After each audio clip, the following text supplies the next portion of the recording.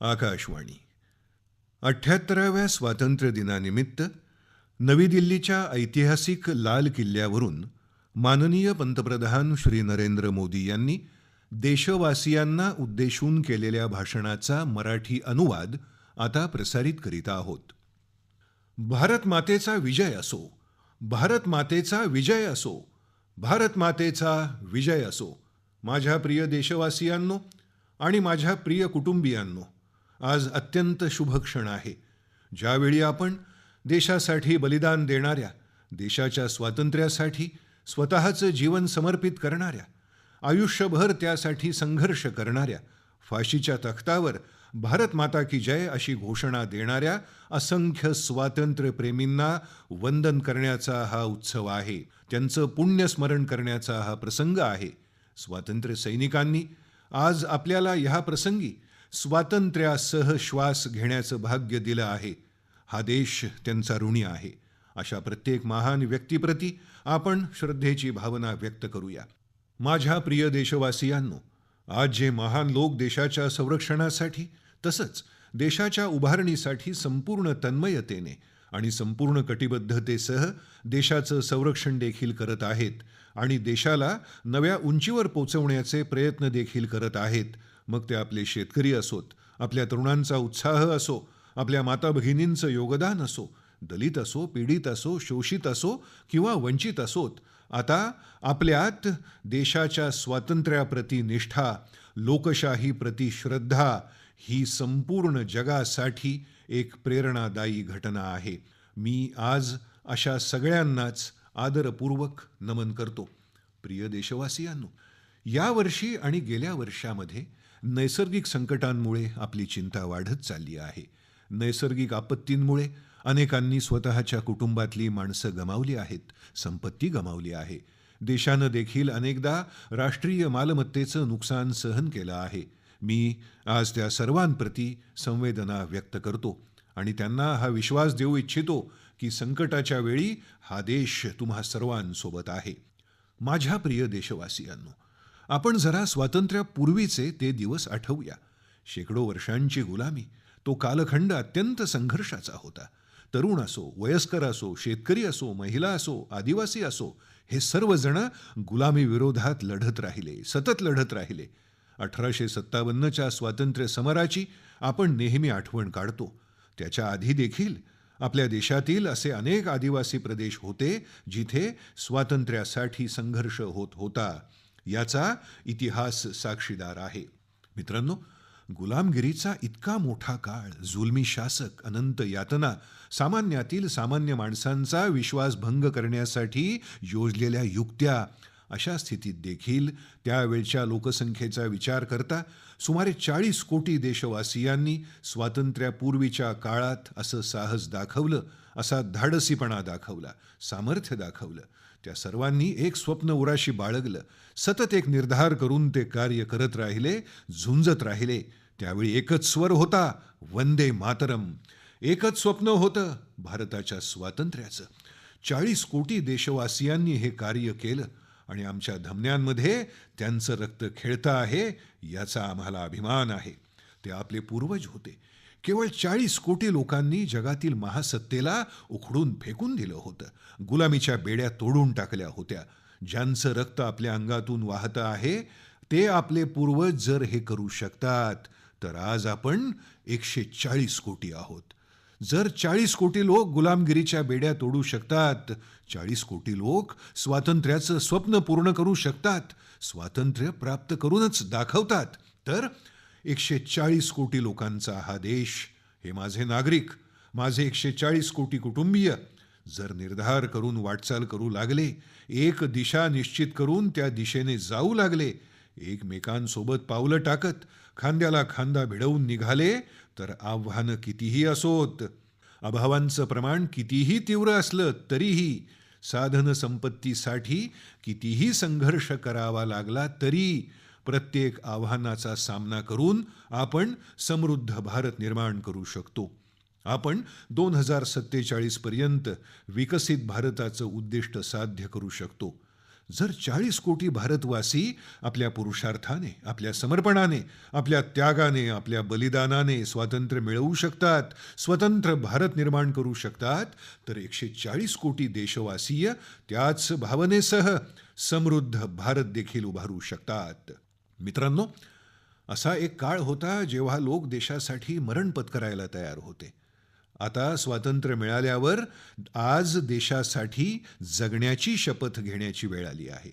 जर देशासाठी मरण स्वीकारण्याचा निश्चय आपल्याला स्वातंत्र्य मिळवून देऊ शकतो, तर देशासाठी जगण्याचा निर्धार समृद्ध भारत देखील उभारून दाखवू शकतो. मित्रांनो, विकसित भारत ॲट 2047 हे केवळ भाषणातील शब्द नव्हेत, तर याच्या पाठीमागे कठोर मेहनत आहे. देशभरातील कोट्यवधी लोकांकडून सूचना मागवल्या जात आहेत आणि आम्ही देशवासियांकडून सूचना मागवल्या. आणि मला अत्यंत प्रसन्नता वाटते की माझ्या देशातील कोट्यवधी नागरिकांनी 2047 मधील विकसित भारत उभारणीसाठी असंख्य सूचना मांडल्या.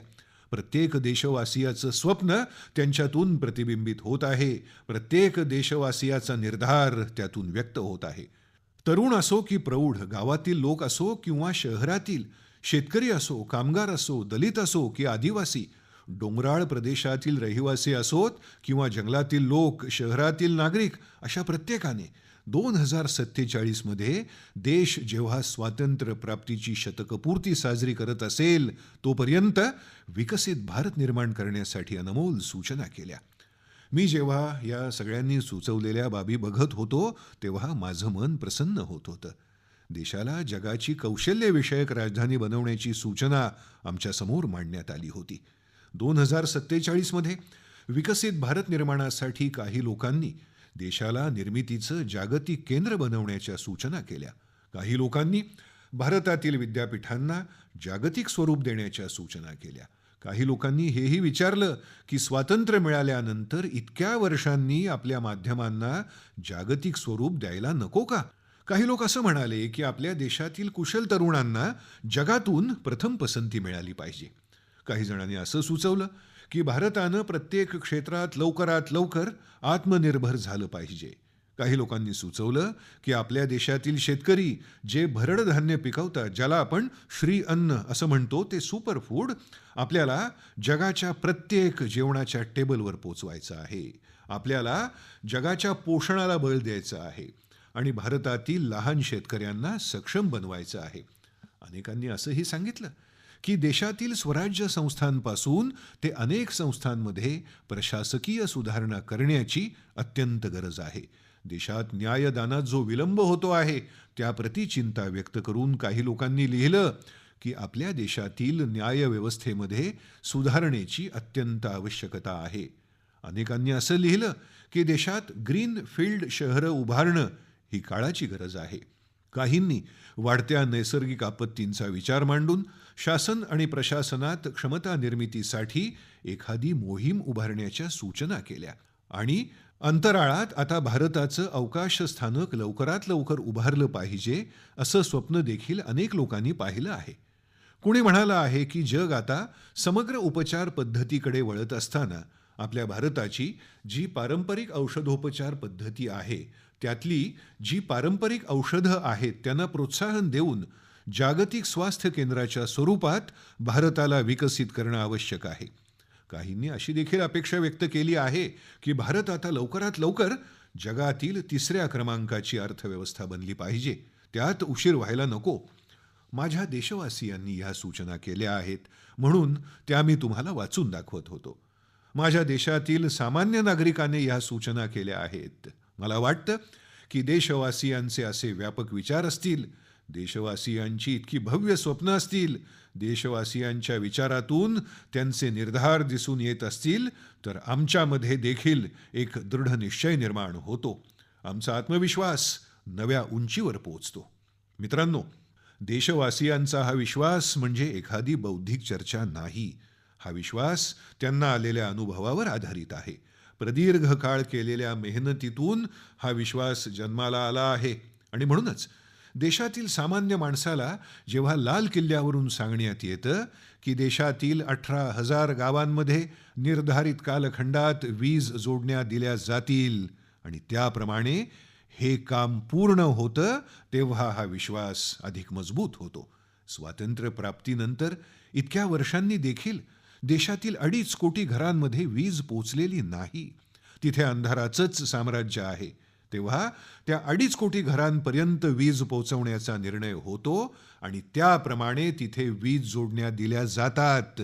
तेव्हा सामान्य नागरिकाचा विश्वास वृद्धिंगत होतो. जेव्हा स्वच्छ भारत अभियानाचा विषय निघतो तेव्हा या देशाच्या पहिल्या आघाडीतील लोक असोत, गावातील लोक असोत, गरीब वस्त्यांमध्ये राहणारे लोक असोत, लहान मुलं असोत, प्रत्येक कुटुंबात स्वच्छतेचं वातावरण निर्माण झालं असेल, स्वच्छतेची चर्चा होत असेल, स्वच्छतेचं महत्त्व एकमेकांना आवर्जून सांगण्याचा प्रयत्न होत असेल, तर मला वाटतं हे भारतात निर्माण झालेल्या नव्या चैतन्याचं प्रतिबिंब आहे.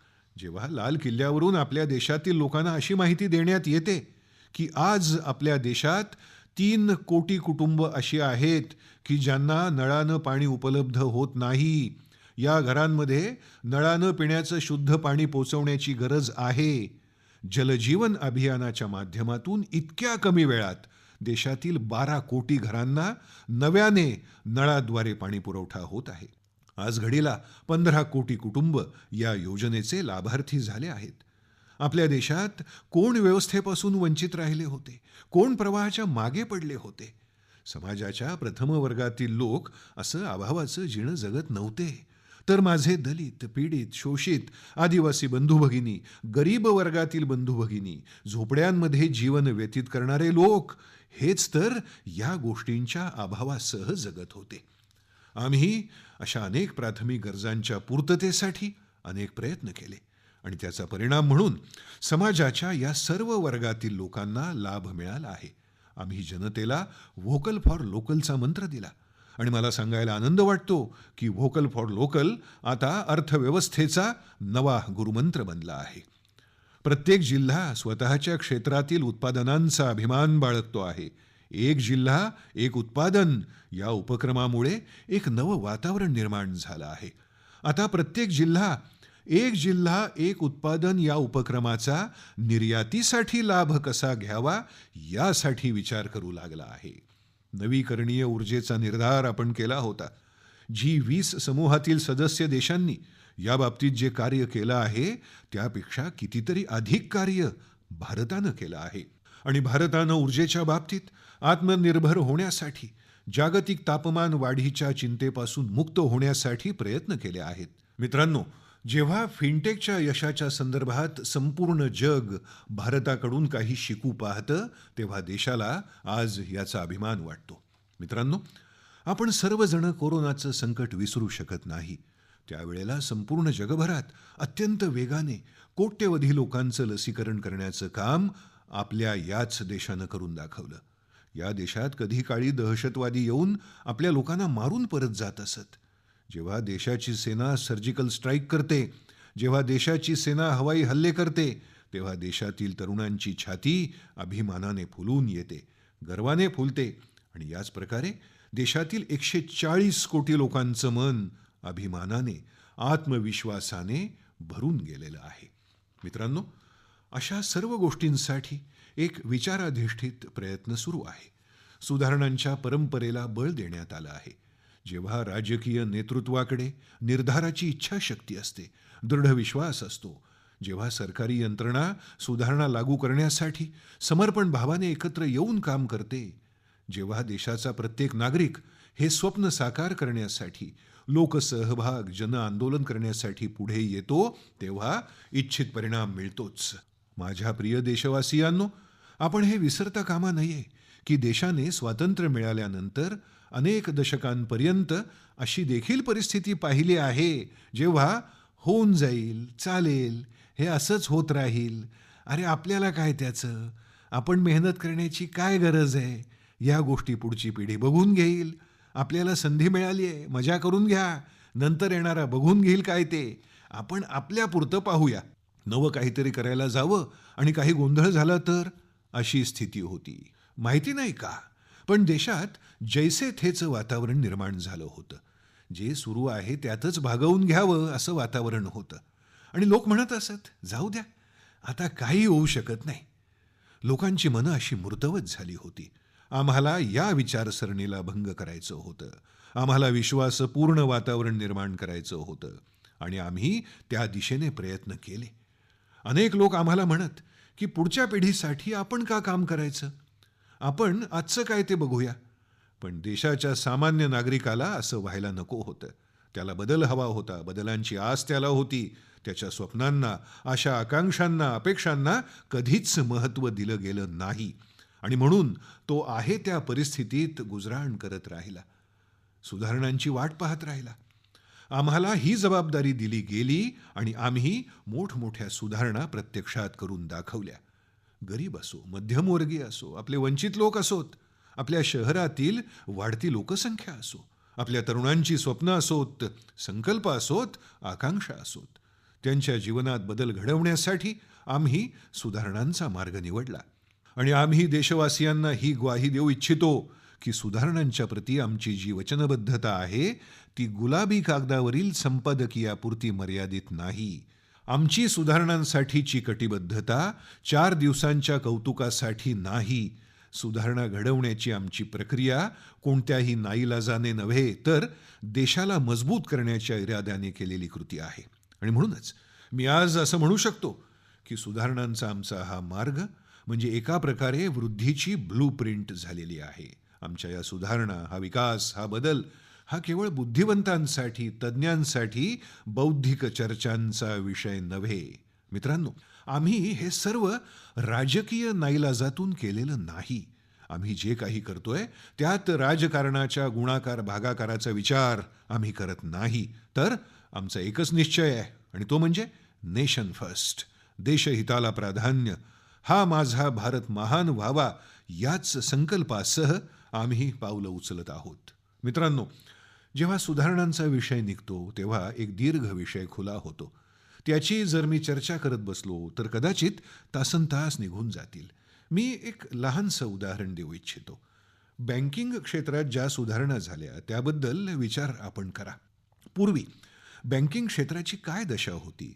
विकासही होत नव्हता, विस्तार होत नव्हता आणि लोकांचा विश्वास देखील वाढत नव्हता. एवढंच नव्हे, बँकिंग क्षेत्रात ज्या प्रकारची प्रकरणं घडत होती त्यामुळे अनेक बँकांवर संकटं कोसळली होती.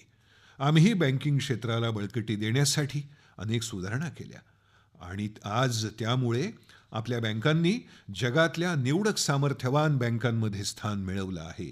जेव्हा बँका मजबूत होतात तेव्हा औपचारिक अर्थव्यवस्थेची ताकद देखील वाढते.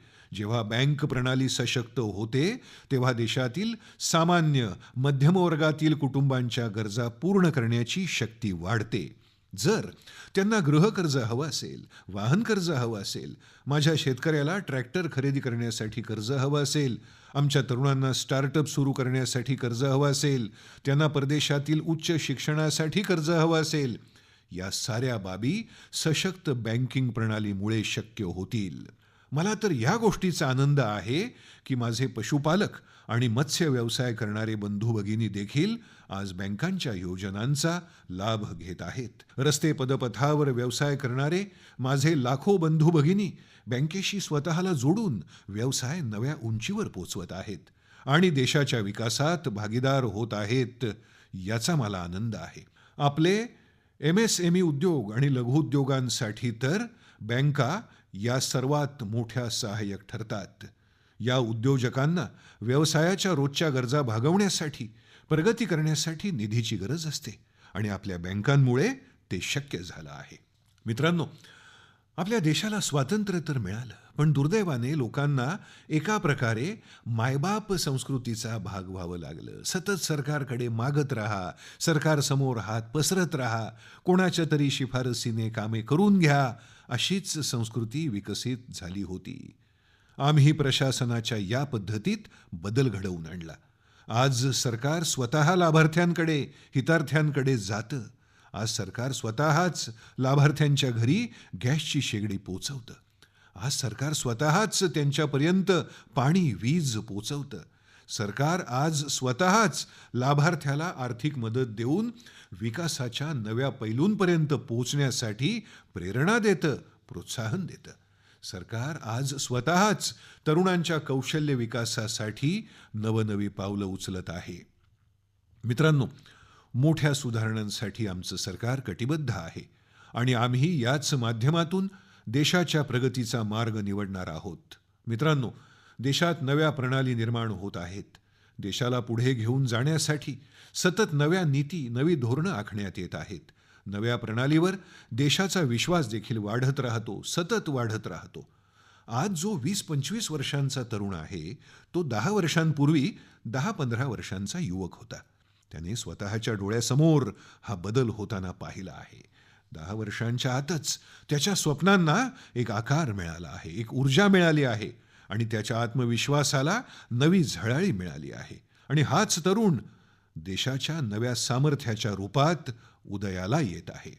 आज जगभरात भारताचा नावलौकिक वाढला आहे. जगाचा भारताकडे पाहण्याचा दृष्टिकोन सुधारला आहे. आज जगभरात तरुणांसाठी शक्यतांची असंख्य दारं खुली झाली आहेत. रोजगाराच्या अगणित नव्या संधी त्यांना मिळत आहेत. ज्या स्वातंत्र्यानंतर इतक्या वर्षात देखील आल्या नव्हत्या, त्या आज त्यांच्या दाराशी आल्या आहेत. शक्यतांमध्ये वाढ होत आहे, नव्या संधी मिळत आहेत. माझ्या देशातील युवक आता हळूहळू वाटचाल करण्याच्या इराद्याने चालत नाहीत. माझ्या देशातील नौजवान इन्क्रिमेंटल प्रगतीवर विश्वास ठेवत नाही, तर तो उंच उडी घेण्याच्या तयारीत आहे. उंच झेप घेऊन नवी प्रगती करण्याच्या तयारीत आहे. मी सांगू इच्छितो की भारतासाठी हे सुवर्णयुग आहे. कोणत्याही परिस्थितीशी तुलना केली तरी हे सुवर्णयुगच आहे. हा आपला सोनेरी कालखंड आहे. माझ्या प्रिय देशवासियांनो, ही संधी आपण हातून घालवायची नाही आणि या संधीला हाताशी धरून ठेवून आपली स्वप्न आणि इच्छा पूर्ण करण्यासाठी काम करूया. हीच स्वर्णिम भारताची अपेक्षा आहे आणि विकसित भारत 2047चं लक्ष्य आपण साध्य करूनच दाखवू. आपण युगांच्या बेड्या तोडून मुक्त झालो आहोत. आज पर्यटनाचं क्षेत्र असो, MSMEचं क्षेत्र असो, शिक्षण क्षेत्र असो, आरोग्य क्षेत्र असो, वाहतूक क्षेत्र असो किंवा कृषी क्षेत्र असो, प्रत्येक क्षेत्रात एक नवी आधुनिक यंत्रणा तयार होत आहे. आपण जगातील सर्वोत्तम पद्धती डोळ्यासमोर ठेवून देशातील परिस्थितीच्या नुसार प्रगती करू इच्छितो. प्रत्येक क्षेत्रामध्ये आधुनिकतेची गरज आहे, नवेपणाची गरज आहे, तंत्रज्ञानाचा समावेश करण्याची गरज आहे आणि आपल्या नव्या धोरणांमुळे या सगळ्या क्षेत्रांमध्ये देशाला नवं पाठबळ, नवं सामर्थ्य मिळत आहे. आपल्या समोरच्या सगळ्या अडचणी दूर होवोत, आपल्या समस्या दूर होवोत, आपण संपूर्ण सामर्थ्यानिशी वाटचाल करू, फुलून येऊ, स्वप्न साकार करून संकल्पसिद्धीला आपल्याजवळ आणू शकू, आपण आत्मसात करू शकू. त्या दिशेला आपल्याला जायचं आहे. आता तुम्हीच पहा किती मोठं परिवर्तन घडून आलं आहे. मी अगदी मूलभूत पातळीवरील गोष्टी बोलतो. महिला स्वयंसहाय्यता बचत गटाबद्दल बोलू. गेल्या 10 वर्षात आपल्या 10 कोटी भगिनी महिला स्वयंसहाय्यता बचत गटाशी जोडल्या गेल्या आहेत. 10 कोटी भगिनी नव्याने बचत गटांमध्ये सहभागी झाल्या आहेत. आमच्या गावातील सामान्य कुटुंबातील 10 कोटी महिला आर्थिक पातळीवर स्वावलंबी होत आहेत, याचा आम्हाला अभिमान वाटतो आहे. आणि जेव्हा महिला आर्थिक पातळीवर स्वावलंबी होतात, तेव्हा त्या कुटुंबातील निर्णय प्रक्रियेत सहभागी होतात आणि यातून फार मोठ्या सामाजिक परिवर्तनाची खात्री मिळून जाते. मला या गोष्टीचा फार अभिमान आहे आणि त्याबरोबरच याही गोष्टीचा अभिमान आहे की आमचे CEO विश्वात नाव कमवत आहेत. भारतातील आपले CEO जगभरात स्वतःचा दबदबा निर्माण करत आहेत. आमच्यासाठी ही अत्यंत आनंदाची बाब आहे की एकीकडे माझे CEO जगभरात नावलौकिक मिळवत आहेत, तर दुसरीकडे महिला बचत गटातील सामान्य कुटुंबातील 1 कोटी माता भगिनी लखपती दीदी होत आहेत. माझ्यासाठी ही देखील तितक्याच अभिमानाची बाब आहे. आता आम्ही या महिला स्वयंसहाय्यता बचत गटांना 10 लाख रुपयांऐवजी 20 लाख रुपये देण्याचा निर्णय घेतला आहे. आतापर्यंत 9 लाख कोटी रुपये बँकांच्या माध्यमातून या महिला स्वयंसहाय्यता बचत गटांना वितरित करण्यात आले आहेत आणि या निधीच्या मदतीने या महिला आपल्या विविध उपक्रमांना वेग देत आहेत. माझ्या मित्रांनो, माझ्या तरुणांनो, इकडे लक्ष द्या. अवकाश क्षेत्र एक भविष्य आहे आपल्याशी जोडलेलं. तो एक महत्त्वपूर्ण पैलू आहे ज्याच्यावर आम्ही भर देत आहोत. आम्ही अवकाश क्षेत्रातही अनेक सुधारणा केल्या. ज्या बंधनात आम्ही अवकाश क्षेत्राला आजवर बंदिस्त केलं होतं, ती बंधनं आम्ही मुक्त केली. आज अवकाश क्षेत्रात शेकडो स्टार्टअप्स येत आहेत. अवकाश क्षेत्र अधिक व्हायब्रंट आहे. भारताला शक्तिशाली बनवण्यातलं ते एक प्रमुख क्षेत्र आहे आणि आम्ही दूरदृष्टीने त्याला मजबूत करत आहोत. आज खासगी उपग्रह, खासगी रॉकेट्स सोडली जात आहेत, ही अभिमानाची गोष्ट आहे. आज मी सांगू शकतो की जेव्हा धोरण योग्य असतं, नियत साफ असते आणि पूर्ण समर्पित भावाने राष्ट्रकल्याण हा एक मंत्र असतो, तेव्हा आपण निश्चितच अपेक्षित परिणाम साध्य करू शकतो. माझ्या प्रिय देशवासियांनो, आज देशात नवनवीन संधी उपलब्ध होत आहेत. तरीही माझ्या मते दोन गोष्टी आणखीन झाल्या तर त्यांनी विकासाला अधिक गती मिळेल. विकास एक मोठी झेप घेईल. त्यापैकी एक आहे आधुनिक पायाभूत सुविधांची निर्मिती.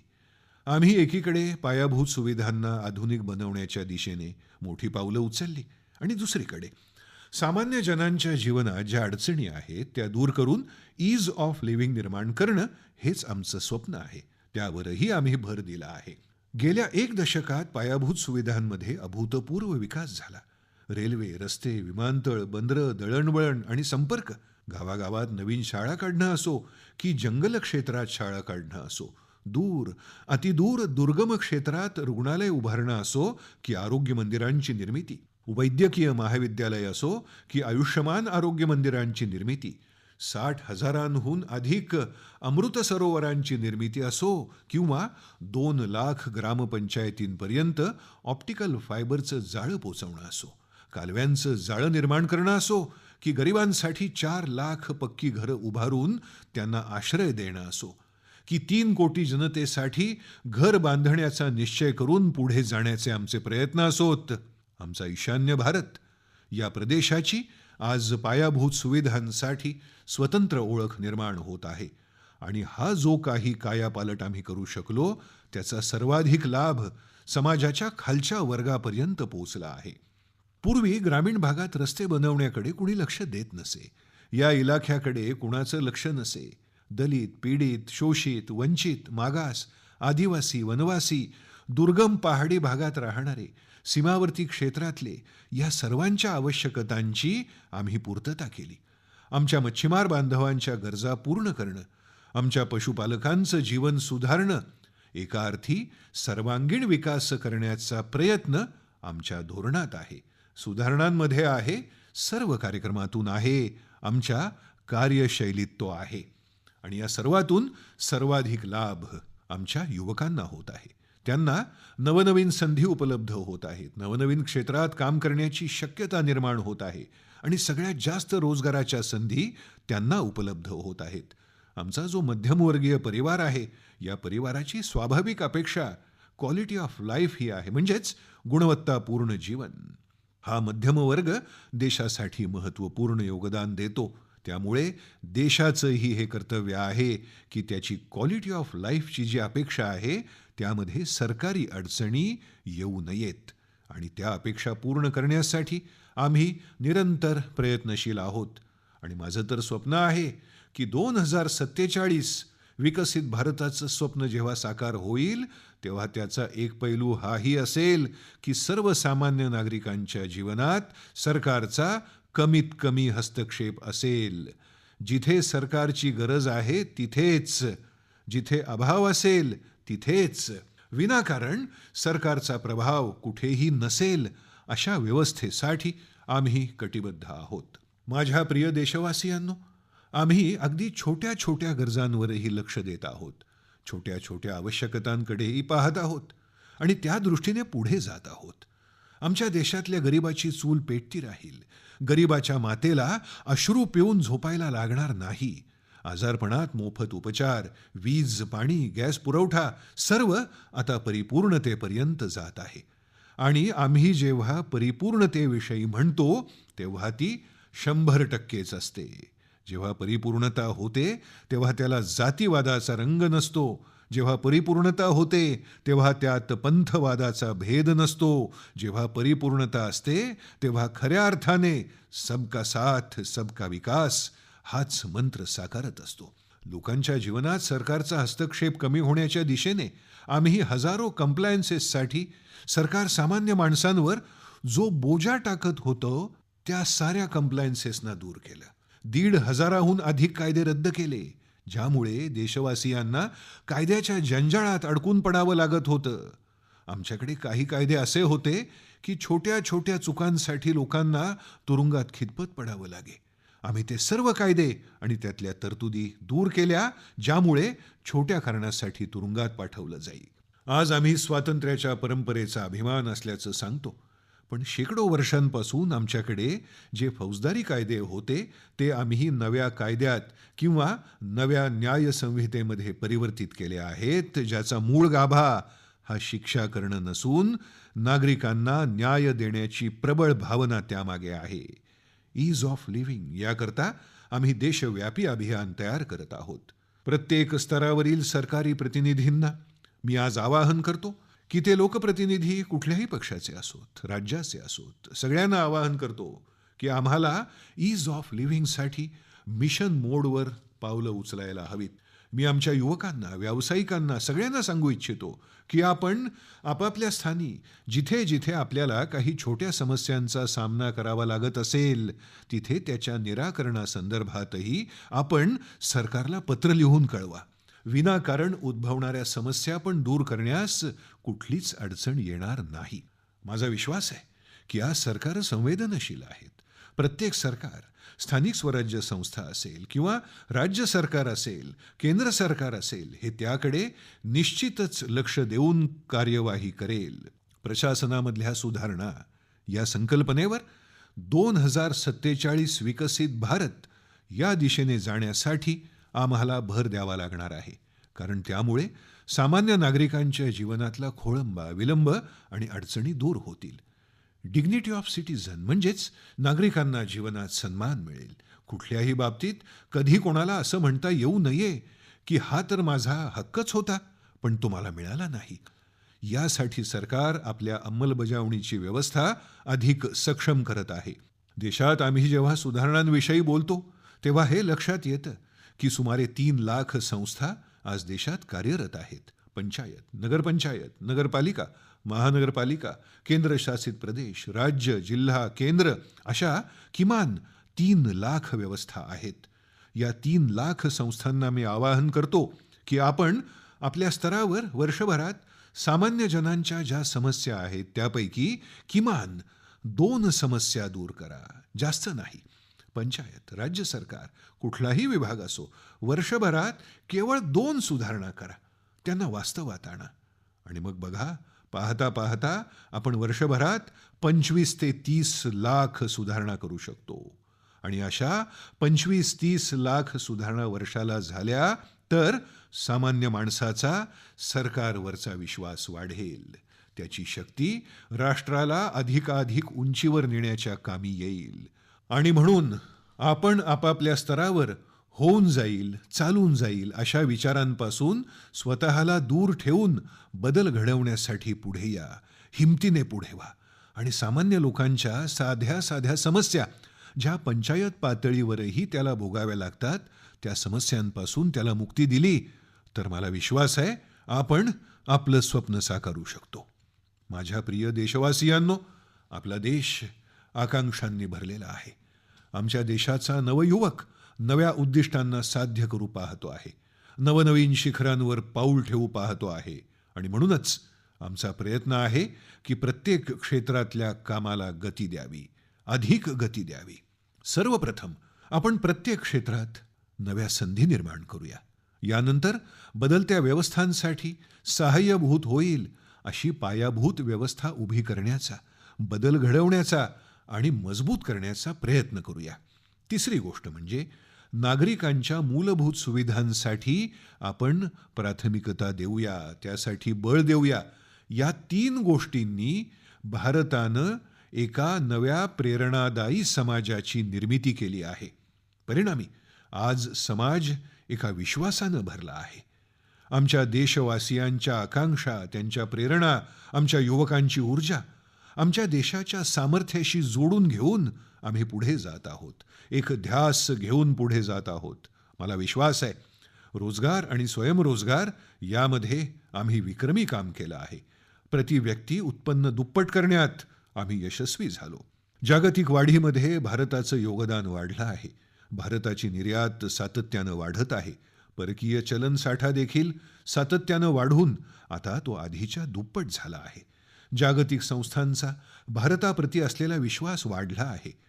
मला विश्वास आहे की भारताची दिशा योग्य आहे, गती वेगवान आहे आणि भारताच्या स्वप्नांमध्ये सामर्थ्य देखील आहे. पण याबरोबरच सगळ्यांसोबत संवेदनशीलतेचा आमचा मार्ग आमच्यासाठी ऊर्जामयी, चेतनामयी आहे.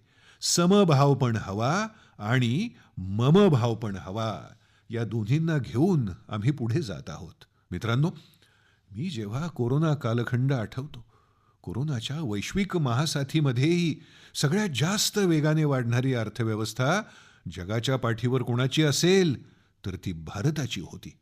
तेव्हा लक्षात येतं की आमची दिशा योग्य आहे. जेव्हा जात पात मत पंथ दूर सारून प्रत्येक घरी तिरंगा फडकावला जातो, तेव्हा कळतं की देशाची दिशा योग्य आहे. आज पूर्ण देश तिरंगा आहे. घरोघरी तिरंगा आहे. जात पात उच्च नीचता काही नाही. सगळे भारतीय आहोत. हीच तर आमच्या दिशेची ताकद आहे. जेव्हा आम्ही 25 कोटी जनतेला गरिबीतून बाहेर काढतो, तेव्हा आमचा विश्वास दृढ होतो. आमची गती योग्य आहे आणि स्वप्न साकार होण्याचा क्षणही आता दूर नाही. जेव्हा 100हून अधिक महत्वाकांक्षी जिल्हे आपापल्या राज्यातल्या सर्वोत्कृष्ट जिल्ह्यांच्या स्पर्धेत उतरतात, बरोबरी करतात, तेव्हा वाटतं की आमची दिशा आणि गती दोन्ही सामर्थ्यवान आहेत. आज आदिवासी बांधवांना मदत मिळते आहे. PM जनमनद्वारे त्यांच्याकडे योजना जात आहेत. त्यांची लोकसंख्या कमी आहे, पण दूर दुर्गम क्षेत्रात ते पसरलेले आहेत. आम्ही त्यांना शोधून काढलं. त्यांची ही चिंता आम्ही करत आहोत. तेव्हा वाटतं की संवेदनशीलतेने आपण काम करतो तेव्हा किती समाधान मिळतं. काम करणाऱ्या महिलांसाठी पगारी प्रसूती रजा, जी आधी 12 आठवड्यांची होती, ती आता 26 आठवडे केली आहे. यामागे केवळ महिला सन्मानाचीच भावना नाही, तर त्या मातेपोटी जन्माला येणारं मूल या देशाचा उत्तम नागरिक व्हावं, यासाठी त्याला आईची जी गरज आहे त्यात सरकारचा अडसर येऊ नये, या संवेदनशील भावनेनं आम्ही काम केलं. जेव्हा माझे दिव्यांग बंधू भगिनी भारतीय साइन लँग्वेजेस असो की त्यांच्यासाठी विविध अभियानं असो, त्यांनाही वाटतं की माझीही एक डिग्निटी आहे, प्रतिष्ठा आहे. देशाचा नागरिक माझ्याकडे सन्मानाने पाहतो आहे. आता पॅराऑलिम्पिकमध्येही आमचे खेळाडू त्यांची क्षमता दाखवत आहेत. तेव्हा मला जाणवतं की हा जो ममभाव आहे त्याची ही ताकद आहे. आमच्या ट्रान्सजेंडर समाजासाठी आम्ही ज्या संवेदनशीलतेने निर्णय घेत आहोत, नवनवीन कायदे करीत आहोत, त्यांना सन्मानाने जगता यावं यासाठी प्रयत्न करत आहोत, तेव्हा बदल घडवण्याची आमची दिशा योग्यच असल्याचं लक्षात येतं. सेवा भावनेने केलेल्या या कामाला, त्रिविध मार्गाने करत असलेल्या कामांचा सरळ लाभ आणि परिणाम आज आपण पाहू शकत आहोत. 60 वर्षानंतर सलग तिसऱ्यांदा आपण आम्हाला देशसेवेची संधी दिली. माझ्या 140 कोटी देशवासियांनी जो आशीर्वाद दिला, त्यातून मला एकच संदेश मिळाला आणि तो म्हणजे जनाजनाची सेवा, प्रत्येक कुटुंबाची सेवा, प्रत्येक क्षेत्राची सेवा आणि सेवा भावनेनं समाजाच्या शक्तीला बरोबर घेऊन विकासाची नवी उंची गाठणे. 2047 विकसित भारताचं स्वप्न घेऊन चालणे, हाच एक संदेश घेऊन आज लाल किल्ल्यावरून मला आशीर्वाद देणाऱ्या कोटी कोटी देशवासियांसमोर मी मान झुकवून आभार व्यक्त करतो. मी त्यांच्या पुढे नतमस्तक होतो. आज मी आपल्याला विश्वास देतो की आम्हाला नव्या उंचीवर, नव्या जोशाने पुढे जायचं आहे. जे झालं त्यात समाधान मानणाऱ्यांमध्ये आम्ही नाही, हे आमचे संस्कारही नाहीत. आम्ही आणखी काही करणारे, सदैव पुढे जाणारे आहोत. आणखी नवीन उंची गाठण्यासाठी आम्ही पुढे जाणार आहोत. विकास, समृद्धी यासाठी, स्वप्नपूर्तीसाठी, संकल्प पूर्ण करण्यासाठी जीवन खर्च करणं हा आमचा स्वभाव बनवण्याची, आमच्या देशवासियांचा स्वभाव बनवण्याची आमची इच्छा आहे. माझ्या प्रिय देशवासियांनो, आज नवीन शिक्षण धोरण राबवण्यामध्ये बऱ्याच प्रमाणात बहुतेक राज्यांनी चांगला पुढाकार घेतला आहे. त्यामुळे आज 21व्या शतकाला अनुरूप अशी शिक्षण प्रणाली आम्ही बळकट करत आहोत आणि विकसित भारताच्या स्वप्नपूर्तीसाठी जो समाज तयार करण्याची गरज आहे, त्यात नवीन शिक्षण प्रणाली महत्त्वाची भूमिका बजावणार आहे. माझी इच्छा आहे की माझ्या देशातील तरुणाला आता परदेशात शिक्षण घेण्याची गरज पडू नये. मध्यमवर्गीय परिवाराचे लाखो करोडो रुपये मुलांना शिक्षणासाठी परदेशात पाठवण्यात खर्च होत आहेत. आम्ही आमच्या इथे अशी शिक्षण व्यवस्था विकसित करीत आहोत की माझ्या देशातल्या तरुणांना परदेशी जावं लागू नये. माझ्या मध्यमवर्गीय परिवाराला लाखो करोडो रुपये खर्च करावे लागू नयेत. एवढंच नाही तर अशा संस्था आम्ही निर्माण करत आहोत की विदेशातले लोक भारताकडे आकर्षित व्हावेत. नुकतंच आम्ही बिहारच्या गौरवशाली परंपरेचा भाग असलेल्या नालंदा विद्यापीठाचं पुनरुज्जीवन केलं आहे. पुन्हा एकदा नालंदा विद्यापीठाचं काम सुरू झालं आहे. मात्र आम्हाला पुन्हा एकदा शिक्षण क्षेत्रात नालंदाला गतवैभव प्राप्त करून द्यायला हवं. नालंदा स्पिरिटला जिवंत करायला हवं, ज्याच्या सहाय्याने विश्वाच्या ज्ञान परंपरेला नवीन चेतना देण्याचं काम आम्ही करू शकतो. मला पूर्ण विश्वास आहे की नवीन शैक्षणिक धोरणाने मातृभाषेवर भर दिला आहे. त्यामुळेच मी राज्य सरकारांना सांगेन, देशातील सर्व संस्थांना सांगेन की केवळ भाषेमुळे आमच्या देशातल्या बुद्धिमत्तेपुढे अडथळे निर्माण होऊ नयेत.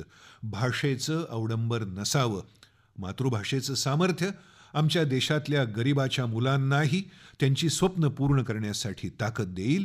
यासाठी मातृभाषेत शिक्षण, जीवनात मातृभाषेचं स्थान, परिवारात मातृभाषेचं स्थान यांना महत्त्व द्यायला हवं.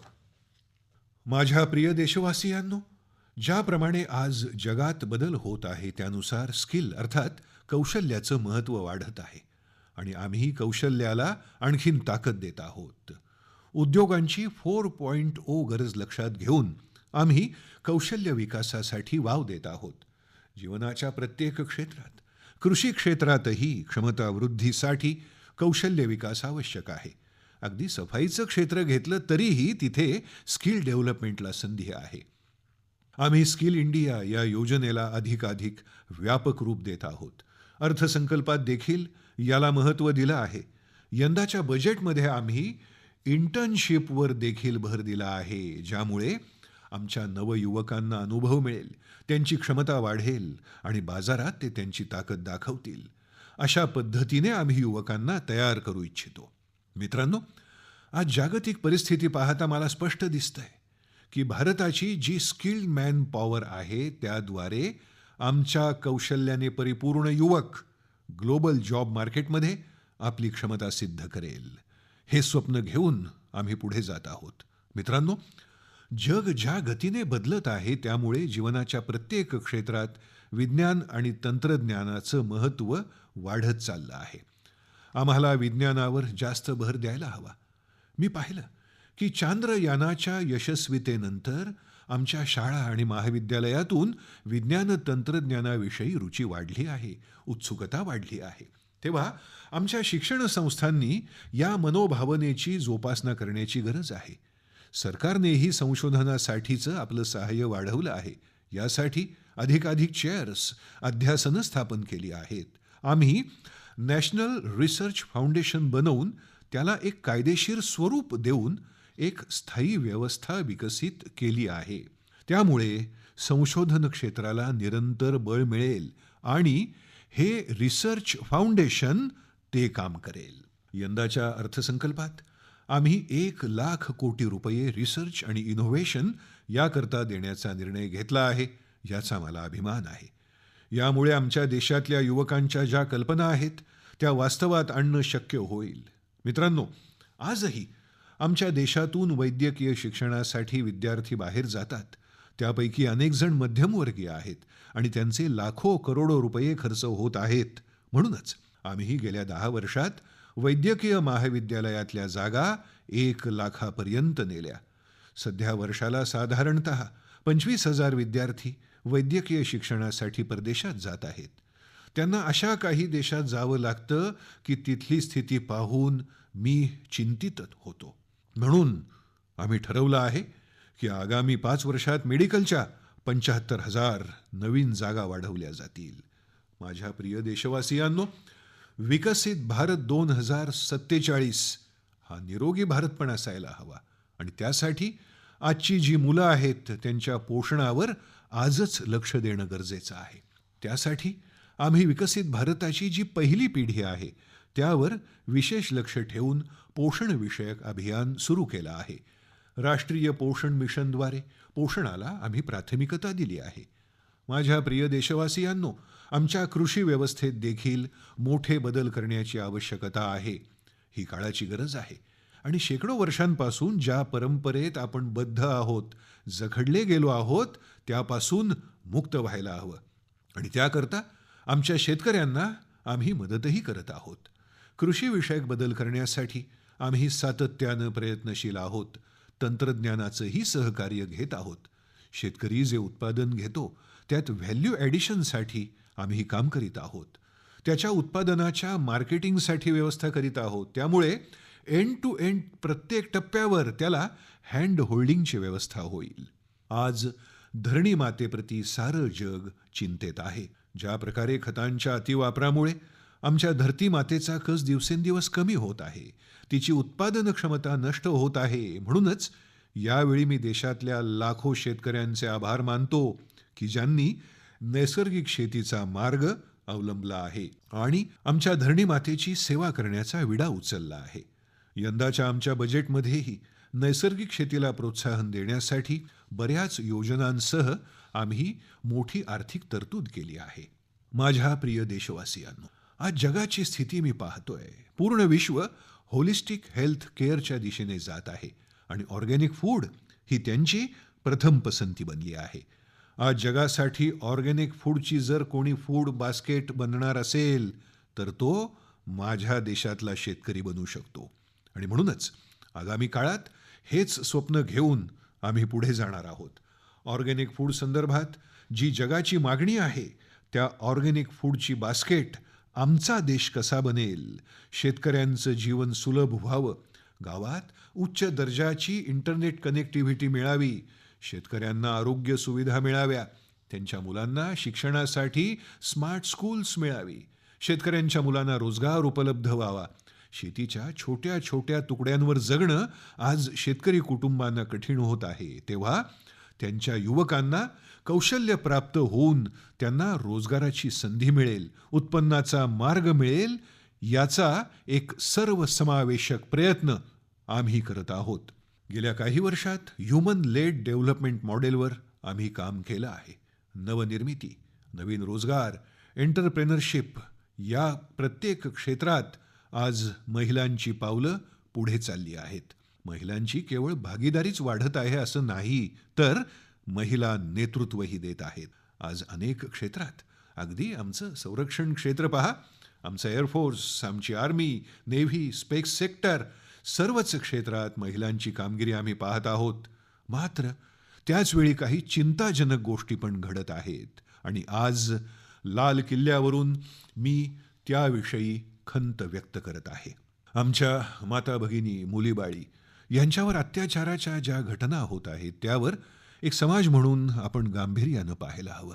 या विरोधात देशाच्या मनात आक्रोश आहे, जनसामान्यांमध्ये आक्रोश आहे. तो मला जाणवत आहे. देश, समाज, राज्य सरकार सर्वांनी याकडे गांभीर्यानं पाहिलं पाहिजे. महिलांबाबत होणाऱ्या अपराधांची लवकरात लवकर चौकशी करून राक्षसी कृत्य करणाऱ्यांना लवकरात लवकर कठोर शिक्षा करणं हे समाजात विश्वास निर्माण करण्यासाठी आवश्यक आहे. मी हे पण सांगू इच्छितो की जेव्हा बलात्कार, महिलेवर अत्याचार अशा घटना घडतात तेव्हा त्याची खूप चर्चा होते, प्रचार होतो, मीडिया व्यापून टाकला जातो. पण जेव्हा अशा राक्षसी वृत्तीच्या गुन्हेगारांना शिक्षा होते तेव्हा मात्र त्याचा मोठा प्रचार होत नाही. कुठेतरी कोपऱ्यात लहान बातमी येते, एवढंच. आता ही काळाची मागणी आहे की ज्यांना शिक्षा होते त्याचीही व्यापक चर्चा व्हावी. यामुळे अशी कृती करणाऱ्याच्या मनात भय निर्माण होईल. असं कृत्य केल्यास फासावरही जावं लागेल आणि मला वाटतं हे भय गुन्हेगारांच्या मनात निर्माण होणं हे जास्त गरजेचं आहे. माझ्या प्रिय देशवासियांनो, आपल्या देशाला कमी लेखणं, देशाबद्दलची गौरवाची भावना नसणं मागील काही वर्षात आपल्या देशात हा एक स्वभाव झाला होता. माहीत नाही का, पण ह्या सगळ्या गोष्टींनी आपल्या मनाचा ताबा घेतला होता. कधी कधी तर उशीर झाला तर निर्लज्जपणे बोलायचो की भारतीय वेळेनुसार. या सगळ्या गोष्टींमधून भारताला बाहेर काढण्यात आम्हाला यश प्राप्त झालं आहे. एकेकाळी असं म्हटलं जायचं की खेळणी देखील परदेशातून यायची. ते दिवस आम्ही पाहिले आहेत. आज मी अभिमानाने सांगू शकतो की माझ्या देशातली खेळणी जगाच्या बाजारपेठेत आपली स्वतःची एक वेगळी ओळख निर्माण करत आहेत. आमची खेळणी निर्यात होऊ लागली आहेत. एक काळ असा देखील होता जेव्हा आम्ही मोबाईल फोन आयात करत होतो. आज मोबाईल फोन निर्मितीची इकोसिस्टीम तयार झाली आहे आणि एक प्रचंड मोठं हब तयार झालं आहे. आज आपण मोबाईल फोनची जगभरात निर्यात सुरू केली आहे. ही भारताची ताकद आहे. मित्रांनो, सेमीकंडक्टर भविष्याशी जोडलेला आहे. आधुनिक तंत्रज्ञान जोडलं आहे, AI जोडलं आहे. आम्ही सेमीकंडक्टर मिशनवर काम करणं सुरू केलं आहे. प्रत्येक उपकरणात मेड इन इंडिया चिप असावी हे स्वप्न माझ्या देशातल्या तरुणानं का बघू नये? इथे बुद्धिमत्ता आहे, संशोधन आहे. हे सगळं काम भारतात होतं. त्यामुळे आता उत्पादनही भारतातच होणार आहे. सेमीकंडक्टरचं कामही भारतातच केलं जाईल आणि जगाला एंड टू एंड सोल्युशन देण्याची ताकद आमच्याकडे आहे. मित्रांनो, आम्ही एक काळ बघितलाय जेव्हा आम्ही 2G साठी देखील संघर्ष करत होतो. आज प्रत्येक उपकरणात आम्ही बघत आहोत आम्ही जलद गतीने पुढे मार्गक्रमण करत आहोत आणि ज्या वेगानं देशात 5G लागू झालं, भारताच्या जवळपास प्रत्येक क्षेत्रात 5G पोचला आहे. जगभरात जलद गतीनं 5G पोचवण्यात आम्ही पुढे आहोत. आणि मित्रांनो, आम्ही सांगितल्याप्रमाणे आम्ही आता थांबणार नाही. 5G वर समाधानी असणं हे आता आम्हाला मान्य नाही. आम्ही आतापासूनच 6G वर मिशन मोड पद्धतीनं काम सुरू केलं आहे आणि यामध्ये देखील आम्ही आमचा ठसा उमटवू हे मी तुम्हाला विश्वासानं सांगतो. माझ्या प्रिय मित्रांनो, संरक्षण क्षेत्र, अर्थसंकल्पात संरक्षण क्षेत्रासाठी अधिक निधीची तरतूद करून देखील हा वाढीव निधी कुठे जातो याबद्दल कधी कोणी विचारच करत नव्हतं. लोकांना या सगळ्याची सवय झाली होती. हा निधी परदेशातून संरक्षण उपकरणं आयात करण्यावर खर्च होत होता. आता आम्हाला स्वावलंबी व्हायचं आहे. मी आमच्या संरक्षण दलांचे मनापासून आभार मानतो. त्यांनी अशा हजारो गोष्टींची यादी तयार करून त्यांनी ठरवलं आहे की आम्ही या गोष्टी परदेशातून आणणार नाही. देशासाठी जगणं काय असतं हे आपल्या लष्कराच्या जवानांनी दाखवून दिलं आहे आणि त्यामुळे आपण संरक्षण क्षेत्रात स्वावलंबी होत आहोत. आज भारतानं संरक्षण उत्पादनात आपला ठसा उमटवला आहे आणि आज मी आनंदानं सांगू शकतो की जो देश एकेकाळी प्रत्येक लहान मोठी सामग्री उपकरणं आयात करत होता, तोच देश हळूहळू संरक्षण उपकरणांची निर्मिती करून ती जगातील इतर देशांना निर्यात करत आहे. आम्ही हळूहळू जगातील संरक्षण उत्पादन केंद्र म्हणून उदयास येत आहोत. रोजगार निर्मितीसाठी महत्त्वपूर्ण असणाऱ्या उत्पादन क्षेत्राला आम्हाला प्रोत्साहन द्यायचं आहे. आज PLI योजनेला मोठं यश मिळालं आहे. FDI सुधारणांमुळेही आम्हाला मोठं बळ मिळालं आहे. MSMEला चालना मिळाली आहे. एक नवीन प्रणाली विकसित झाली आहे आणि त्यामुळे आपलं उत्पादन क्षेत्र हे जागतिक उत्पादन केंद्र बनलं आहे. ज्या देशात इतकी युवा शक्ती आहे, ज्या देशात क्षमता आहे, त्या देशाला आम्हाला उत्पादनाच्या जगात तसंच उद्योग 4.0 मध्ये मोठ्या ताकदीनं पुढे न्यायचं आहे आणि त्यासाठी आम्ही कौशल्य विकासावरही भर दिला आहे. आम्ही कौशल्य विकासात नवीन मॉडेल्स निश्चित केली आहेत. आवश्यकतेनुसार त्वरित कौशल्य विकसित करण्यासाठी आम्ही लोकसहभागाचा समावेश केला आहे. मला हा विश्वास आहे, आज मी लाल किल्ल्याच्या तटबंदीवरून सांगत आहे की तो दिवस दूर नाही जेव्हा भारत औद्योगिक उत्पादनाचं केंद्र म्हणून स्वतःचं स्थान निर्माण करेल आणि संपूर्ण जग त्याच्याकडे बघत असेल. आज जगातील अनेक मोठ्या कंपन्यांना भारतात गुंतवणूक करायची आहे. निवडणुकीनंतर मी पाहिलं आहे की माझ्या तिसऱ्या कार्यकाळात मला भेटण्याची मागणी करणारे बहुतांश लोक हे गुंतवणूकदार आहेत. जगभरातील गुंतवणूकदार आहेत. त्यांना भारतात यायचं आहे, गुंतवणूक करायची आहे. ही एक मोठी सुवर्ण संधी आहे. मी राज्य सरकारांना विनंती करतो की त्यांनी गुंतवणूकदारांना आकर्षित करण्यासाठी स्पष्ट धोरण ठरवावं. त्यांना सुशासनाची हमी द्यावी. त्यांना कायदा आणि सुव्यवस्थेबाबत आश्वासन द्यावं. या स्पर्धेत प्रत्येक राज्यानं हिरिरीनं सहभागी झालं पाहिजे. गुंतवणूकदारांना आकर्षित करण्यासाठी राज्यांमध्ये निकोप स्पर्धा असली पाहिजे, जेणेकरून गुंतवणूकदार जेव्हा त्यांच्या राज्यात येतील तेव्हा त्यांच्या राज्यातील तरुणांना स्थानिक पातळीवर संधी तसंच रोजगाराच्या नवीन संधी निर्माण होतील. धोरणांमध्ये बदल करायला हवा. जागतिक आवश्यकतेनुसार राज्यांनी आपल्या धोरणांमध्ये बदल करणं गरजेचं आहे. जमिनीची आवश्यकता असल्यास राज्यांनी लँड बँक तयार करावी. राज्य सरकारं जितक्या सक्रियपणे सुप्रशासन, कायदा, सुव्यवस्था याकरता अधिक प्रयत्नशील राहतील, त्यावेळी त्या राज्यांमध्ये येणारे गुंतवणूकदार कधीही परत जाणार नाहीत. हे काम केवळ भारत सरकार करू शकत नाही. यासाठी राज्य सरकारांची देखील नितांत गरज आहे. कारण कोणताही प्रकल्प हा त्या त्या राज्यात राबवला जाणार आहे. त्यांना प्रत्येक राज्याशी दैनंदिन व्यवहार करावा लागणार आहे. मी राज्यांना विनंती करतो की आज जेव्हा संपूर्ण जग भारताकडे आकर्षित होत आहे, संपूर्ण जग भारतात गुंतवणूक करण्यास कटिबद्ध होत आहे, तेव्हा आपल्या जुन्या सवयी सोडून स्पष्ट धोरण घेऊन पुढे येणं ही आपली जबाबदारी आहे. तुम्हाला देखील तुमच्या राज्यात सकारात्मक परिणाम दिसून येतील आणि तुमचं राज्यही चमकेल याची मी खात्री देतो. मित्रांनो, भारत त्याच्या सर्वोत्तम गुणवत्तेसाठी ओळखला जावा हे खूप महत्त्वाचं आहे. आता आपल्याला जागतिक दृष्ट्या डिझाईन क्षेत्र, डिझायनिंग इंडिया या क्षेत्रावर अधिक भर द्यावा लागेल. भारतीय मानक आंतरराष्ट्रीय मानक बनलं पाहिजे, यासाठी आता आपल्याला प्रयत्न करावे लागतील आणि तेव्हाच आपल्या प्रत्येक गोष्टीला सहज मान्यता मिळेल. आणि हे सगळं आमच्या उत्पादनाच्या गुणवत्तेवर अवलंबून असेल, आमच्या सेवेच्या गुणवत्तेवर अवलंबून असेल, आमच्या दृष्टिकोनाच्या गुणवत्तेवर अवलंबून असेल. आणि म्हणूनच गुणवत्तेवर भर देऊन पुढे जायचं आहे. आमच्यात प्रतिभा आहे. डिझाईनच्या क्षेत्रात आपण जगाला अनेक नवीन गोष्टी देऊ शकतो. आता आपल्याला डिझाईन इन इंडिया या आव्हानाला पुढे न्यायचं आहे. डिझाईन इन इंडिया आणि जगासाठी डिझाईन तयार करणं हे स्वप्न साकार करायचं आहे. गेमिंगच्या जगात खूप मोठी बाजारपेठ निर्माण झाली आहे, पण आजही गेमिंग क्षेत्रात परदेशी प्रभाव अधिक आहे, विशेषतः त्या खेळांची निर्मिती करणाऱ्या लोकांवर. भारताला मोठा वारसा आहे आणि आम्ही गेमिंगच्या जगात प्रचंड प्रतिभा आणू शकतो.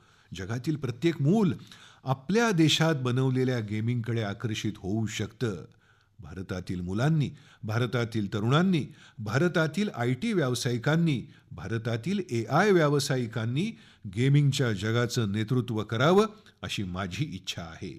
आणि हे नेतृत्व खेळण्यात नाही तर गेमिंगच्या जगात आमची उत्पादनं जगभर पोहोचवण्यासाठी असावं. आमचे ॲनिमेटर्स जगभर काम करू शकतात. ॲनिमेशनच्या जगात आपण आपला दबदबा निर्माण करू शकतो. आपण आता त्या दिशेने काम करायला सुरुवात करूया. माझ्या प्रिय देशवासियांनो, आज जगाच्या प्रत्येक क्षेत्रात जागतिक तापमान वाढ आणि हवामान बदल हा चिंतेचा आणि चर्चेचा विषय बनला आहे. भारताने त्या दिशेने अनेक पावलं उचलली आहेत. आम्ही आमच्या शब्दांनी नव्हे तर आमच्या कृतीने जगाला विश्वास दिला आहे. प्राप्त सकारात्मक परिणामांनी आम्ही जगाला आश्वस्त केलं आहे आणि सोबतच जगाला आश्चर्यचकित देखील केलं आहे. आम्हीच सिंगल यूज प्लास्टिकवर बंदी घातली आहे.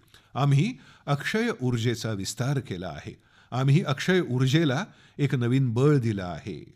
येत्या काही वर्षात आम्ही निव्वळ शून्य भविष्याकडे वाटचाल करत आहोत. पॅरिस करारात अनेक देशांनी जी उद्दिष्ट निर्धारित केली होती ती मला आठवतात. आज मला लाल किल्ल्यावरून माझ्या देशवासियांची ताकद संपूर्ण जगाला सांगायची आहे. जी 20 देशांचा समूह जे करू शकला नाही ते माझ्या देशातील नागरिकांनी करून दाखवलं आहे. माझ्या देशवासियांनी ते केलं आहे. भारतानं ते केलं आहे. जी 20 देशांच्या समूहानं पॅरिस कराराअंतर्गत जी उद्दिष्ट निर्धारित केली होती ती उद्दिष्ट साध्य करणारा माझा भारत हा एकमेव देश आहे. आणि म्हणूनच मला अभिमान वाटतो. मित्रांनो, आपल्याला अक्षय ऊर्जेचं उद्दिष्ट पूर्ण करायचं आहे. 2030 पर्यंत अक्षय ऊर्जा 500 गिगावॅट्स पर्यंत नेण्याचं उद्दिष्ट किती मोठं आहे याची आपण कल्पना करू शकतो. जगातील लोक फक्त 500 गिगावॅट हा शब्द ऐकतात आणि माझ्याकडे पाहतच राहतात. पण आज मी देशवासियांना आत्मविश्वासाने सांगत आहे की हे लक्ष्यही आपण साध्य करू आणि ते मानवजातीची सेवा देखील करेल. आमच्या भविष्याची सेवा करेल. हीच आपल्या मुलांच्या उज्ज्वल भविष्याची हमी असेल. 2030 पर्यंत आम्ही रेल्वे क्षेत्रात निव्वळ शून्य उत्सर्जन करण्याच्या उद्देशाने पुढे जात आहोत. यासोबतच PM सूर्यघर मोफत वीज योजना या योजनेला नवं बळ देणार आहे. आणि या बदलाची फळं माझ्या देशातील सामान्य कुटुंबाला मिळतील. विशेषतः माझ्या मध्यमवर्गीय कुटुंबांना मिळतील, जेव्हा त्यांना कोणतंही वीज बिल येणार नाही. इलेक्ट्रिक वाहनांची मागणी वाढत आहे. PM सूर्यघर योजनेअंतर्गत जेव्हा सूर्यापासून वीज निर्मिती होईल तेव्हा नागरिकांच्या वाहनाचा प्रवास खर्चही कमी होईल. मित्रांनो, ग्रीन हायड्रोजन मिशन अंतर्गत आम्ही जागतिक केंद्र बनू इच्छितो. यासाठी अतिशय जलद गतीनं धोरणं तयार करण्यात आली असून त्यांची अंमलबजावणी देखील वेगानं सुरू आहे. आम्हाला हरित हायड्रोजन या नवीन ऊर्जेच्या दिशेने वाटचाल करायची आहे आणि याकरता सर्वतोपरी प्रयत्न सुरू आहेत. हवामान बदल हा चिंतेचा विषय आहे. ग्लोबल वॉर्मिंगची चिंता देखील आहे. पण त्यामध्ये ग्रीन जॉब्स म्हणजे हरित नोकऱ्यांची अधिक शक्यता आहे. आणि म्हणूनच जर येत्या काळात ग्रीन जॉब्सचं महत्त्व वाढलं तर माझ्या देशातील तरुणांना सर्वात आधी ही संधी प्राप्त व्हावी याकरता आम्ही ग्रीन जॉबसाठी एका मोठ्या क्षेत्राला प्रोत्साहन देत आहोत. माझ्या प्रिय देशवासियांनो, आज या तिरंग्याच्या झेंड्याखाली आमच्यासोबत काही तरुण बसले आहेत ज्यांनी ऑलिम्पिकमध्ये भारताचा झेंडा अभिमानाने फडकावला आहे. 140 कोटी देशवासियांच्या वतीनं मी माझ्या देशातील सर्व खेळाडूंचं अभिनंदन करतो आणि आम्ही नवीन स्वप्न, नवीन संकल्प आणि नवीन ध्येय साध्य करण्यासाठी अत्यंत दृढ निश्चयानं पुढे जाऊ असं आत्मविश्वासाने सांगत शुभेच्छा देतो. येत्या काही दिवसात पॅराऑलिम्पिकसाठी भारताचा मोठा ताफा पॅरिसला रवाना होणार आहे. मी माझ्या सर्व पॅराऑलिम्पिक खेळाडूंना खूप खूप शुभेच्छा देतो. मित्रांनो, भारतानं G20चं आयोजन केलं. भारतातील अनेक शहरांमध्ये याचं आयोजन करण्यात आलं होतं. 200हून अधिक कार्यक्रम झाले. संपूर्ण जगात एवढ्या व्यापक स्वरूपात G20चं आयोजन, एवढा मोठा कार्यक्रम कधीच झाला नव्हता. तो यावेळी झाला. यावरून एक गोष्ट सिद्ध झाली आहे की एवढ्या मोठ्या कार्यक्रमाचं आयोजन करण्याची ताकद भारताकडे आहे. आदरातिथ्याची क्षमता भारतात सर्वाधिक आहे हे आता सिद्ध झालंच असेल. तर मित्रांनो, भारताचं स्वप्न आहे की 2036 मध्ये होणारं ऑलिम्पिक भारताच्या भूमीवर व्हावं. त्यासाठी आम्ही तयारी करत आहोत. त्या दिशेने आम्ही कार्यरत आहोत. मित्रांनो, समाजाच्या शेवटच्या घटकापर्यंत पोहोचणं ही आपली सामाजिक जबाबदारी आहे. कोणी मागे राहिलं तर आपल्या प्रगतीचा वेग कमी होतो आणि म्हणूनच आपल्याला जर पुढे जायचं असेल तर आपल्या मागे असलेल्यांना देखील आपल्या सोबत घेऊन पुढे आलो तरच आपल्याला यश मिळू शकतं. आणि म्हणूनच आपल्या सर्वांची ही जबाबदारी आहे की आजही आपल्या समाजात जे क्षेत्र, जी लोक मागे राहिली आहेत, मग ते आपले छोटे शेतकरी असोत, आपले जंगलात राहणारे आदिवासी बांधव असोत, आपल्या माता भगिनी असोत, आपले मजूर असोत, आपले कामगार सहकारी असोत, आपले कष्टकरी असोत, या सर्वांना समान पातळीवर आणण्यासाठी आपण सर्वतोपरी प्रयत्न केले पाहिजेत. आता वेग वाढला आहे. आता आम्हाला हे जास्त काळ करावं लागणार नाही. आता ते लवकरच आपल्या सोबत असतील, आपल्या बरोबरीने येतील. आमची ताकद खूप वाढेल आणि हे काम आपल्याला मोठ्या संवेदनशीलतेने करायचं आहे. आणि यासाठी मोठी संधी येत आहे. संवेदनशीलतेच्या दृष्टिकोनातून यापेक्षा मोठी संधी कोणती असू शकते? 1857च्या स्वातंत्र्य लढ्यापूर्वीही आपल्या देशात एक आदिवासी तरुण होता, ज्याने इंग्रजांच्या नाकी नऊ आणले होते. वयाच्या 20व्या-22व्या वर्षी त्याने इंग्रजांना सतावून सोडलं होतं आणि आज लोक त्यांची भगवान बिरसा मुंडा म्हणून पूजा करतात. भगवान बिरसा मुंडा यांची 150वी जयंती येत आहे.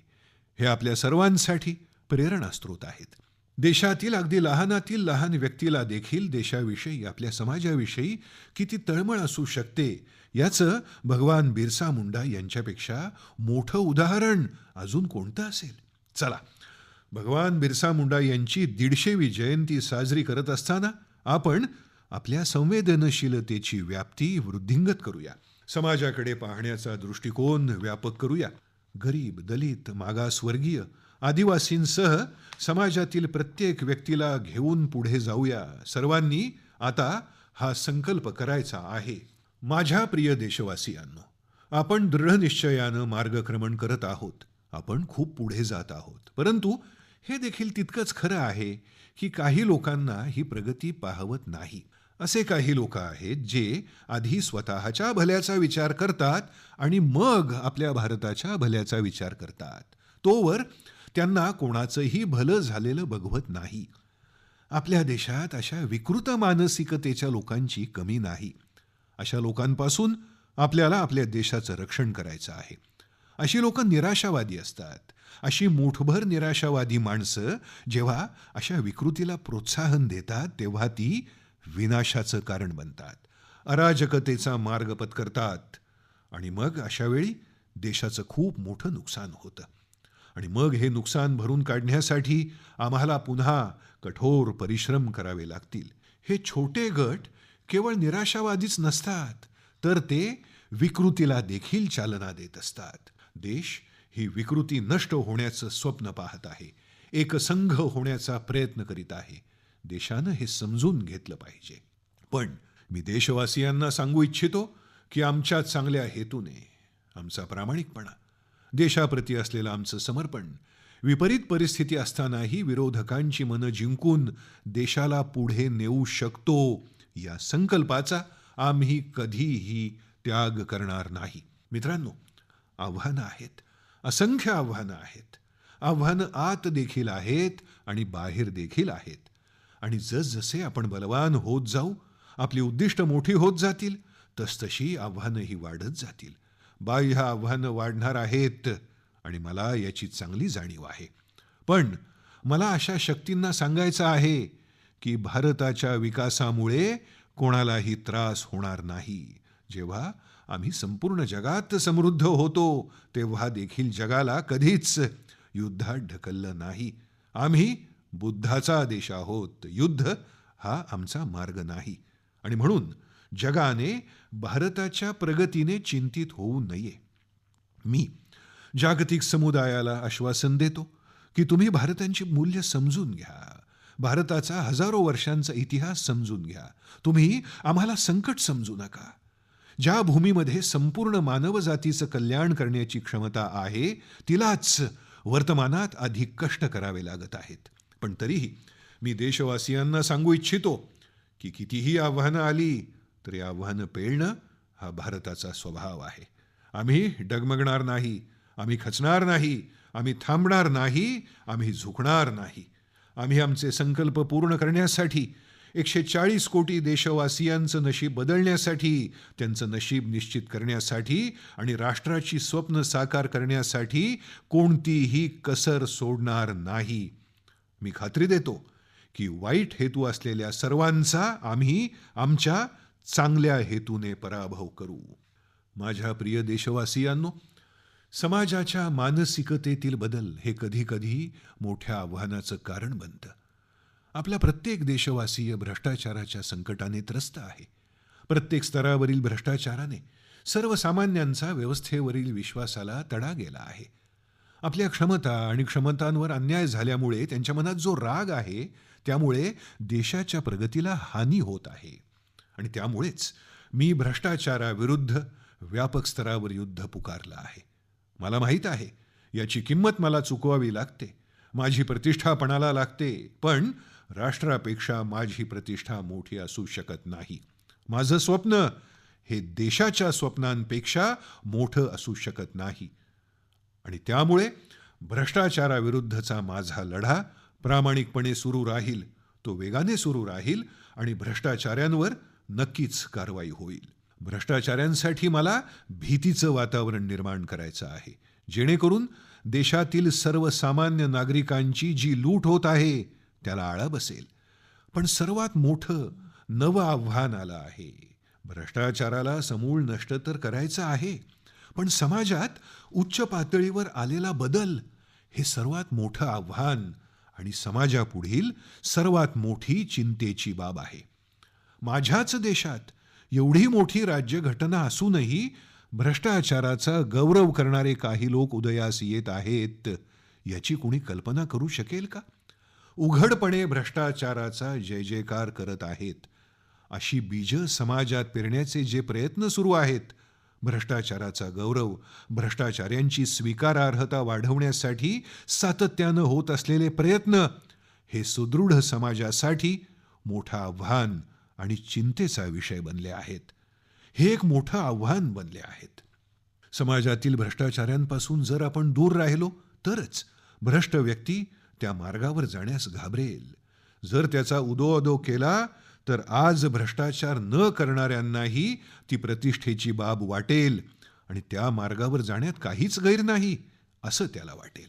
माझ्या प्रिय देशवासियांनो, एक शेजारी देश म्हणून बांगलादेशात जे काही घडलं त्याबद्दलची चिंता मी समजू शकतो. मला आशा आहे की तिथली परिस्थिती लवकरच सामान्य होईल. विशेषतः तेथील हिंदूंची, तेथील अल्पसंख्याकांची, त्या समुदायाची सुरक्षा सुनिश्चित केली जावी, ही आज 140 कोटी देशवासियांसाठी चिंतेची बाब आहे. आपल्या शेजारी देशांनी सुख आणि शांतीचा मार्ग अवलंबावा अशी भारताची नेहमीच इच्छा राहिली आहे. शांततेसाठी आम्ही बांधील आहोत. आमचे संस्कार आहेत. येणाऱ्या काळात बांगलादेशच्या विकासाच्या प्रवासात आम्ही त्यांच्या सोबत असू, कारण आम्ही मानवजातीच्या कल्याणाचा विचार करणारे लोक आहोत.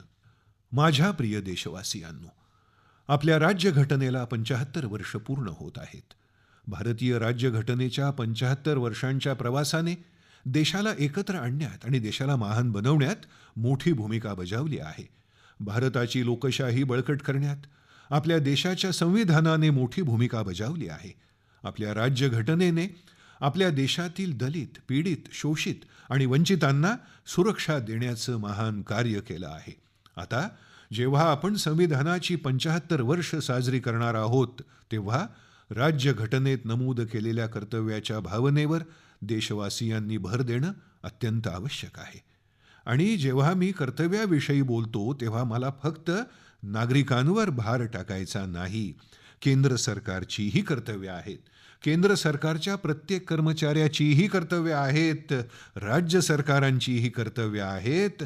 राज्य सरकारच्या प्रत्येक कर्मचाऱ्याचीही कर्तव्य आहेत. प्रत्येक स्थानिक स्वराज्य संस्थेची कर्तव्य आहेत. मग ती पंचायत असो, नगरपालिका असो, महानगरपालिका असो, तालुका असो, जिल्हा असो, प्रत्येकाची कर्तव्य असतात. पण त्यासोबतच 140 कोटी देशवासियांची देखील कर्तव्य आहेत. आपण सर्वांनी मिळून आपली कर्तव्य पार पाडली तर आपण इतरांच्या हक्कांचं रक्षण करू शकू. त्यासाठी वेगळे प्रयत्न करण्याची गरज नाही. तुम्ही या दिशेनं पुढे जावं अशी माझी इच्छा आहे. आपली लोकशाही सुद्धा मजबूत होईल. आमची ताकद आणखी वाढेल आणि आम्ही नव्या ताकदीने पुढे जाऊ. माझ्या प्रिय देशवासियांनो, आपल्या देशात समान नागरी कायद्यावर सर्वोच्च न्यायालयात वारंवार चर्चा झाली आहे. अनेक वेळा आदेश दिले गेले आहेत. देशामध्ये एक असा मोठा वर्ग आहे ज्याला विश्वास आहे की देशात सध्या लागू असलेला नागरी कायदा हा एक प्रकारचा सांप्रदायिक नागरी कायदा आहे, एक भेदभावपूर्ण नागरी कायदा. आणि हे सत्य आहे. आपण संविधानाची 75 वर्ष साजरी करत असतो आणि संविधान देखील आपल्याला ते करायला सांगत आहे. देशाचं सर्वोच्च न्यायालयही आपल्याला ते करायला सांगतं. आणि आपल्याला जर तत्कालीन संविधानाच्या निर्मात्यांचं स्वप्न पूर्ण करायचं असेल तर ही प्रत्येकाची जबाबदारी आहे. आणि माझा विश्वास आहे की या मुद्द्यावर देशात चर्चा झाली पाहिजे, व्यापक चर्चा झाली पाहिजे. प्रत्येक जण आपापल्या कल्पना घेऊन येतो आणि जे कायदे धर्माच्या आधारे देशाचं विभाजन करतात, जे भेदभावाचं कारण बनतात, अशा कायद्यांना आधुनिक समाजात स्थान नाही. आणि म्हणूनच मी म्हणेन, आता देशाची ही मागणी आहे. देशात धर्मनिरपेक्ष नागरी कायदा असला पाहिजे. जातीय नागरी कायद्यात आपण 75 वर्ष घालवली आहेत. आता आपल्याला धर्मनिरपेक्ष नागरी कायद्याच्या दिशेनं वाटचाल करावी लागेल. तरच देशात धर्माच्या आधारे होत असलेल्या भेदभावापासून आणि सर्वसामान्य नागरिकांना वाटणाऱ्या भेदभावापासून मुक्तता मिळेल. माझ्या प्रिय देशवासियांनो, मी नेहमी देशाच्या एका चिंतेबद्दल बोलत असतो आणि ती म्हणजे घराणेशाही.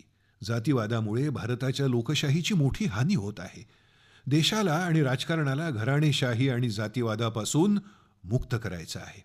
आज माझ्या समोर जे तरुण आहेत त्यांनी लिहिलं आहे, माय भारत ज्या संघटनेचं नाव आहे त्याबद्दल लिहिलं आहे. खूप छान लिहिलं आहे. माय भारतची अनेक मिशन्स आहेत आणि त्यातलं एक मिशन हेही आहे की देशात लवकरात लवकर अशा 1,00,000 तरुणांना लोकप्रतिनिधी म्हणून पुढे आणायचं आहे, ज्यांच्या कुटुंबात कोणतीही राजकीय पार्श्वभूमी नाही. होय, ज्यांचे आई वडील, भावंड, काका, मामा, काकू कधीच राजकारणात नव्हते, त्यांची कोणतीच पिढी राजकारणात नव्हती.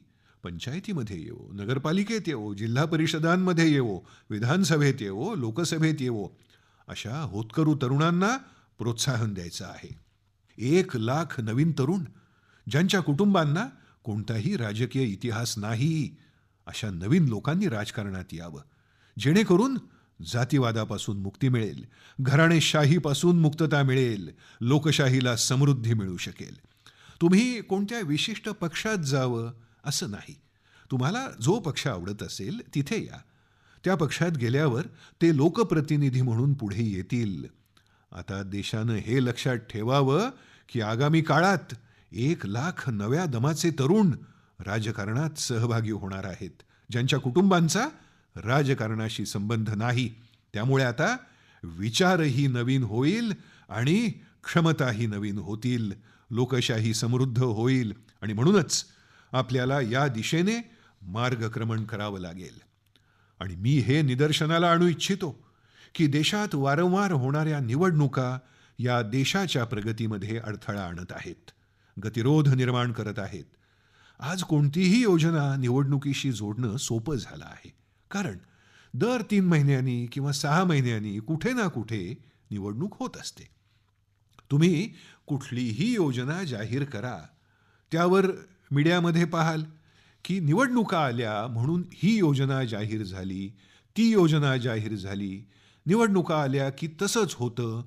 निवडणुकीच्या रंगात प्रत्येक कामाला रंगवलं जातं आणि त्यामुळे देशात सर्वत्र चर्चा रंगली आहे.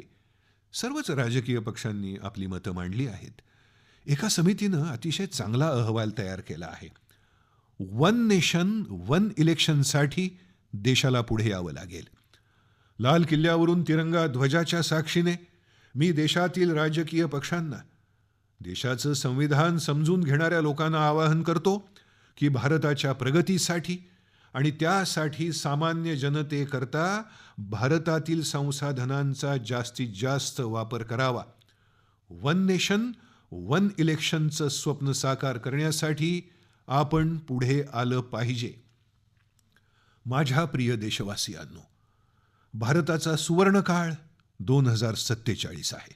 आणि विकसित भारत आपली वाट पाहत आहे.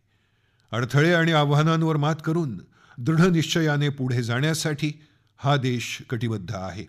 आणि मित्रांनो, मी स्पष्टपणे पाहू शकतो की माझ्या विचारांमध्ये कोणताही संकोच नाही, माझ्या स्वप्नांसमोर कोणताही पडदा नाही.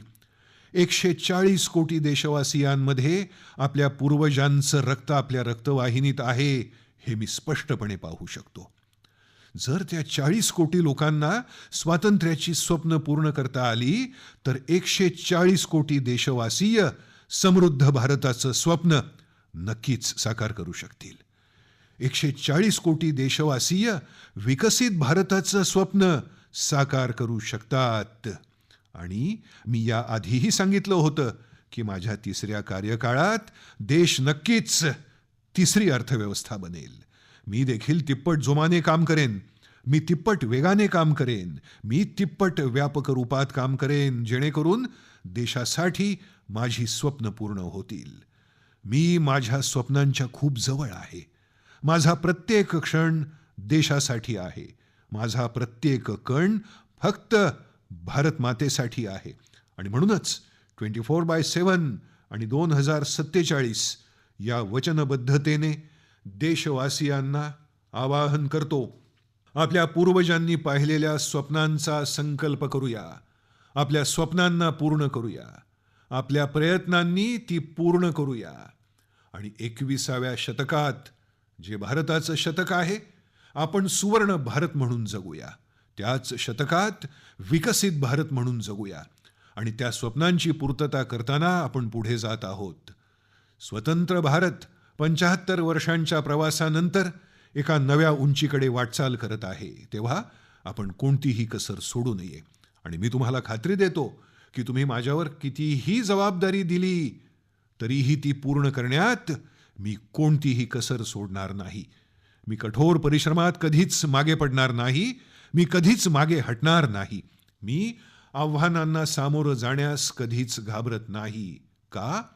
कारण मी तुमच्यासाठी जगतो, तुमच्या भविष्यासाठी जगतो, भारतमातेच्या उज्ज्वल भविष्यासाठी. आणि ती स्वप्न पूर्ण करण्यासाठी आज आपण राष्ट्रध्वजाच्या सावलीत, तिरंग्याच्या सावलीत निर्धारानं पुढे जाऊया. माझ्याबरोबर म्हणा, भारत माता की जय, भारत माता की जय, भारत माता की जय. वंदे मातरम, वंदे मातरम, वंदे मातरम, वंदे मातरम. जय हिंद, जय हिंद, जय हिंद. 78व्या स्वातंत्र्य दिनानिमित्त नवी दिल्लीच्या ऐतिहासिक लाल किल्ल्यावरून माननीय पंतप्रधान श्री नरेंद्र मोदी यांनी देशवासियांना उद्देशून केलेल्या भाषणाचा मराठी अनुवाद आपण ऐकला. हा मराठी अनुवाद आकाशवाणी मुंबई अस्मिता वाहिनीवरून प्रसारित करण्यात आला.